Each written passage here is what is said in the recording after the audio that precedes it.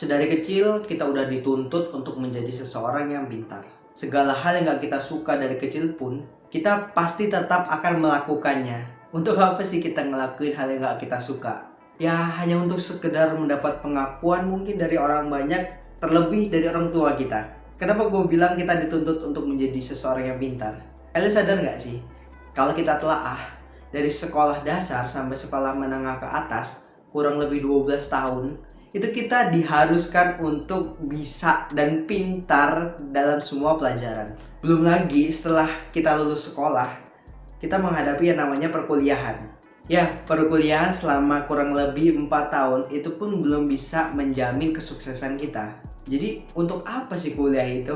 Ya mungkin sebagian orang alasan untuk mereka kuliah adalah mencari pengalaman, memang khusus untuk belajar, atau bahkan hanya untuk mengisi waktu luang mungkin ya. Dan masih banyak lagi lah alasan-alasan dari orang-orang yang kenapa akhirnya dia memilih untuk kuliah. Apakah setelah kita kuliah 4 tahun, kita sekolah 12 tahun, itu kita bisa dijamin bahagia? Enggak woi, banyak nih teman-teman gue yang kuliah itu mereka berjuang sendiri. Banyak yang mau ngejar mimpinya tapi gak bisa dicukupi oleh orang tuanya. Ya, kita gak bisa nyalain orang tuanya, memang mungkin keadaannya seperti itu. Tapi atas dasar kegigihan teman-teman gue yang akhirnya mereka bekerja keras untuk biayain kuliah mereka, untuk biayain kos mereka, biaya makan mereka segala macam, kita dituntut untuk sekolah dan kita harus pintar segala pelajaran dan itu bayar. Terus kita dituntut untuk kuliah, kita harus bekerja keras dan itu bayar. Setelah segala hal yang kita lewati panjang banget itu, kita pun belum mendapat jaminan untuk mendapat kerja. Dan gue masih mikir nih, siapa yang menjadi dalam sistem yang keren ini?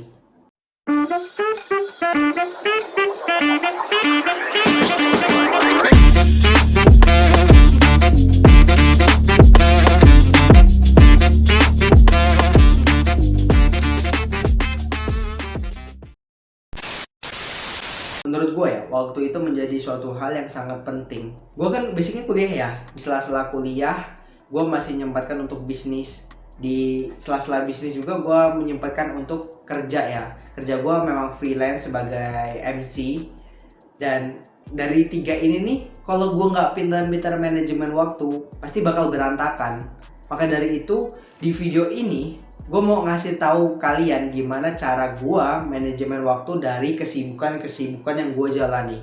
Oh iya, sebelum itu kalian jangan lupa like, comment, dan subscribe video ini dan share juga ke teman-teman kalian jika video ini menurut kalian bermanfaat. Dan sebelum itu gue disclaimer dulu ya. Segala hal yang gue omongin dalam video ini adalah opini gue, pure opini gue, dan ini yang gue jalani untuk memanajemen waktu gue supaya lebih teratur. Oke. Kita dari tadi ngomongin soal manajemen waktu ya. Nah mungkin di sini gue mau memiliki beberapa cara, walaupun memang banyak banget di luar sana yang udah ngasih tahu tentang manajemen waktu juga. Dan di sini gue mau kasih tahu kalian 5 cara manajemen waktu yang efektif menurut gue.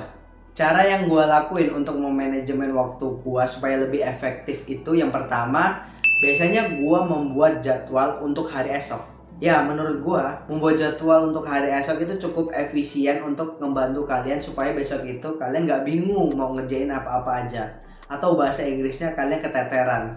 Itu sangat ngebantu men. Contoh nih ya, jadi di hari Selasa itu jadwal gua dari jam 8 sampai jam 3 itu kuliah. Dan setelah kuliah itu gua punya jadwal untuk olahraga sore. Karena biasanya pagi-pagi itu gua nggak sempet ya untuk olahraga, jadi gua ngambil olahraga sore. Setelah olahraga sore, itu biasanya gue punya jadwal lagi ya. Itu kalau nggak ngonten, gue mikirin ide tentang bisnis, gue mikirin tentang perkembangan bisnis, atau biasanya gue nugas. Nah, hal-hal ini itu yang bakal gue lakuin ya pada malam itu gitu. Jadi gue susun yang pasti ada dua jadwal tadi, kuliah dan olahraga. Dan yang jadwal ketiga itu fleksibel ya. Tergantung pada hari itu ada kegiatan apa. Oh kalau misalnya di hari itu nggak ada tugas dan di hari itu gua mood untuk membuat konten kayak malam ini, jadi ya udah gua buat konten aja gitu. Oke, itu cara yang pertama. Nah setelah melakukan cara yang pertama, kalian masuk ke cara yang kedua, yaitu membuat skala prioritas. Jadi setelah kalian membuat jadwal dengan banyaknya jadwal, misalnya kalian ada 15 jadwal gitu ya. Terus kalian buat skala prioritas nih dari jam-jamnya. Yang pertama yang pasti ya ibadah. Itu gue tetap masukin ke dalam jadwal gue karena itu sangat penting untuk kehidupan gue dan kalian semua mungkin. Terus setelah ibadah itu biasanya gue ada kuliah, ada kerja, ada bisnis, ada buat konten, ada olahraga, banyak deh. Nah itu kalian buat skala prioritas nih, kayak yang gue contohin tadi. Misalnya kayak hari Selasa, skala prioritas kalian dari jam 8 sampai jam 3 itu gue kuliah gitu. Ya udah, itu prioritas gue di hari itu dan gue nggak bakal ngeganggu dengan hal yang lain kecuali memang tiba-tiba ada dosen yang nggak masuk kayak gitu. Jadi ini ada jam kosong nih, gue mau isi apa? Mungkin gue butuh refresh otak gue nih. Yaudah gue main PS mungkin atau main warnet segala macem. Kayak gitu aja. Jadi fleksibel, waktu itu fleksibel, cuman kita punya gambaran untuk hari esok apa yang kita lakukan gitu. Nah, baru kita buat skala prioritas. Setelah kita buat skala prioritas, kita susun, dan dari skala prioritas itu pun benar-benar nggak bakal bisa kalian lakuin semua gitu. Tapi pada intinya itu tadi, minimal satu, kalian udah harus ngapresiasi diri kalian dengan refresh atau nonton TikTok, nonton YouTube kayak gini, atau kalian belajar dengan hal lain kayak gitu. Setelah kita selesai dengan skala prioritas kita masuk ke cara yang ketiga, yaitu melakukan pengembangan diri. Ya, ini adalah salah satu hal yang harus kalian lakukan, yaitu untuk ngembangin diri kalian, ngembangin skill-skill yang ada pada diri kalian. Dan ini penting gitu, karena kalau kalian sekarang itu kerjaannya hanya rebahan terus seminggu atau 1 bulan kalian full rebahan gitu, terus kalian mikir kapan ya gue sukses, kapan ya gue bisa jadi orang kaya, kapan ya bisa gue ngebantu orang lain. Ya nggak bakal bisa men gitu. Nggak mungkin uang jatuh ketika kalian rebahan tiba-tiba uang jatuh gitu, kecuali kalian memang anak sultan ya. Bahkan anak sultan pun kayak Rafathar gitu, mereka dari kecil tuh udah diajarin kerja, mereka udah diajarin untuk buat konten. Dari konten ini bisa menghasilkan, dari endorse segala macem gitu. Mereka tuh nggak yang hanya rebahan doang gitu, nggak kayak kalian yang hanya mikir ini kaya banget orangnya, gue pengen kayak dia, tapi gue sambil rebahan dan scroll TikTok dan gue nggak belajar apa skill-skill yang dia punya gitu untuk menjadi seseorang yang kaya kayak gitu. Nah itu penting menurut gue. Jadi kalian harus buat jadwal untuk pengembangan diri kalian. Misalnya kalian senang desain grafis, oke, di bulan ini jadwal kalian full dengan kuliah ya misalnya. Tapi kan ada jadwal di Sabtu Minggu mungkin. Nah, di Sabtu Minggu itu, di hari-hari weekend yang memang kalian nggak ada jadwal penting, itu kalian usahakan lah untuk menggunakan waktu tersebut itu untuk pengembangan diri kalian. Jadi waktu kalian 7 hari dalam 1 minggu itu nggak ada yang sia-sia gitu loh. Walaupun kalian hanya ngelakuin satu hal positif setiap harinya, tapi itu udah bakal bisa ngebantu kalian sukses di masa yang akan datang. Setelah kita selesai dengan cara yang ketiga, kita masuk ke cara yang keempat. Cara yang keempat adalah menghindari hal-hal yang bikin kita negatif thinking.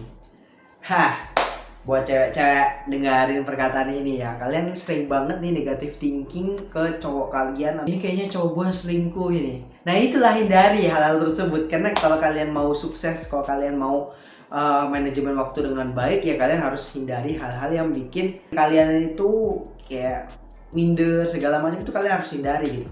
Karena hal-hal yang bikin kalian negatif thinking itu benar-benar menghambat perkembangan kalian ke depannya gitu.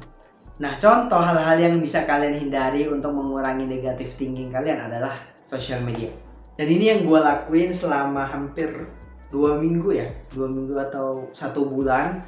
Itu gue ngelakuin menghindari social media banget lah, terutama Instagram dan TikTok. Dari 2 platform tersebut yang sekarang lagi besar banget di negara kita dan banyak banget dampak negatifnya, walaupun ada ya dampak positifnya, tapi banyak banget dampak negatifnya juga untuk kita akhirnya ngebanding-bandingin hidup kita dengan hidupnya orang lain gitu. Yang mungkin hidup kita akhirnya nggak maju-maju karena kita terus ngebandingin, akhirnya tumbuh rasa iri dalam hati gitu. Ya itu yang harus kita hindari selama kita ingin mau ngembangin diri kita mau manajemen waktu kita. Dan cara yang terakhir nih ya, cara kelima yang gue lakuin untuk memanajemen waktu gue supaya efektif, yaitu mencari support system. Asik. Ya pasti kalian kalau udah ngomongin support system ini pikirnya ke pasangan gitu. Ya emang benar, gue akuin itu sangat benar gitu. Tapi support system yang bagus adalah dari lingkungan terdekat kita dulu. Lingkungan terdekat kita siapa sih? Keluarga, orang tua. Ya itulah lingkungan terdekat kita yang bakal mempengaruhi kinerja kita ke depan, bakal mempengaruhi kesuksesan kita ke depan. Yaitu keluarga, terutama orang tua. Terus nanti kalau ada yang nanya nih, oh bang, orang tua aku nggak bisa nih support aku setiap melakukan ide-ide, aku membuat ide-ide dan mengajukan ide-ide selalu ditolak sama mereka selalu ingin aku menjadi seseorang yang kayak gini gitu. Ya udah, dan itu kalian nggak terjadi dengan kalian aja gitu, banyak banget terjadi dengan kita dan ya udah gitu, kita nggak bisa melawan hukum orang tua.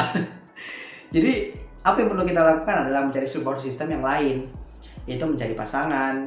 Ya walaupun memang secara agama itu tidak dibenarkan ya untuk misalnya pacaran gitu, tapi yang gue maksud pasangan adalah pasangan yang memang laki dengan perempuan yang memang punya tujuan yang baik gitu loh. Selain dari pasangan itu juga kalian bisa support system dari sahabat kalian, dari teman-teman kalian, yang walaupun ya dari pertemanan nih, kalian bakal menghadapi pertemanan yang toksik, kalian bakal menghadapi pertemanan yang bikin kalian nggak berkembang. Itu nggak apa-apa men, itu tetap kalian harus jalani. Gue pun pernah merasakan seperti itu.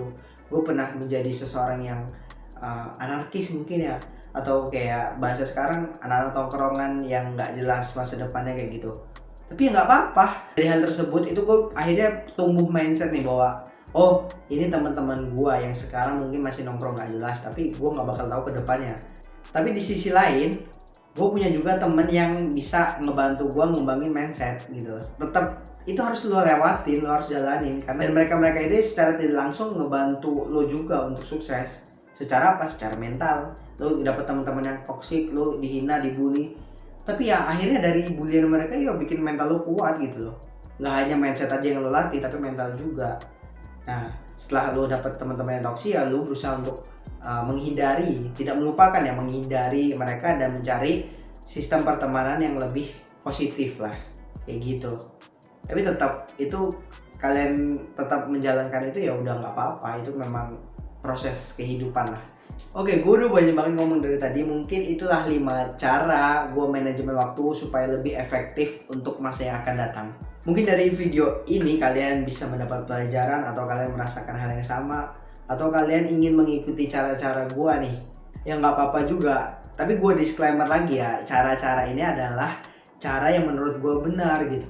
Dan masih banyak kok orang-orang lain yang memang ngasih tahu cara yang mungkin kalian lebih suka gitu. Tapi kalau kalian suka cara gue ya silahkan ikuti, karena ini lumayan efektif menurut gue. Terima kasih buat teman-teman yang udah nonton video ini. Semoga video ini bermanfaat buat kalian. Kita bakal bertemu lagi di video selanjutnya. See you next time. Salam brother, santuy.